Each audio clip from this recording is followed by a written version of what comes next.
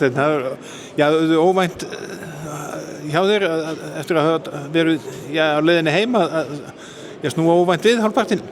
Jú, þetta var dálítið sérstakt sko, maður var bara æfa fullu með þeim og síðan koma upp á þetta meiðsli þegar maður búið að láta mann vita að þú var á leiðinni heim bara 15. bara núna í morgun þá. En það kom upp á meiðsli eins og sagði og þá var maður bara næstu maður inn og fyllti hans skarð. Já, náttúrulega tekið því fegins hendi, gleðitíðindi. Jú, gleðitíðindi fyrir mig og gaman að fá að mæta á stór mót og prófa þetta og fá þessa reynslu ríka sem gríðarlega mikilvæg. Og ekki verður leiðilega kannski að mæta íslenska landsliðinu í fyrsta leik? Nei, þetta svona að skrifa skíin eitthvað, típist að mæta þeim í fyrsta leik á HM með öðru landsliði. Man alltaf var í yngri landsliðum og alltaf var bara búast við að vera með Íslandi á HM en myndi fara á HM einhvern veginn. En þetta fljótt að breytast í boltanum. Já. Þú spilað með einhverjum af þeim í yngri landsliðunum og í félagsliðum heima? Jú, maður þekkir til mjög marga í íslenska landsliðinu sem mjög sérstætt og maður spila með þeim og bara sumir aðeins með bara vinum hans í dag sko. Og þú áttu íslenska móður og fæður frá Grænhöfðaeyjum, það rétt mér eða? Jú, það stendst, já. Móður frá Íslandi og fæður minni frá Grænhöfðaeyjum. Þannig að þú klárar á íslenska þjóðsögnum?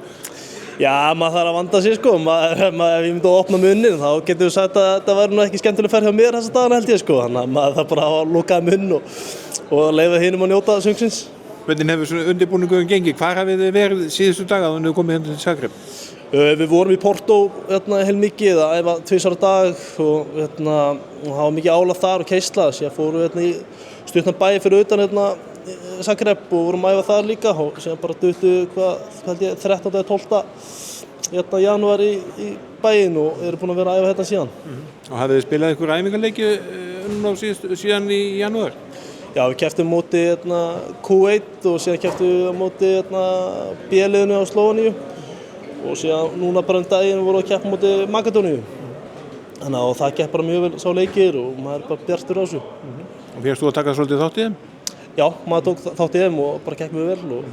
En þetta er hörku landslið, mikið samkeppni. Ég er að berjast við 2 menn fyrir ofan mig sem eru búin að vera í landsliðinu mörg ár og þekkja miklu betur til þessa landsliðs en ég. Þannig að þetta verður spennandi að sjá hvað gerist.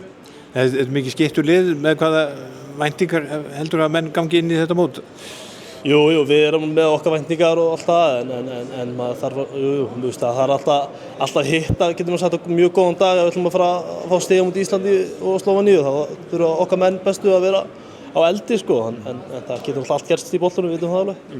Þannig að þið kannski lítið svolítið á kúpuleiki sem að svona skiptir máli fyrir framhaldið?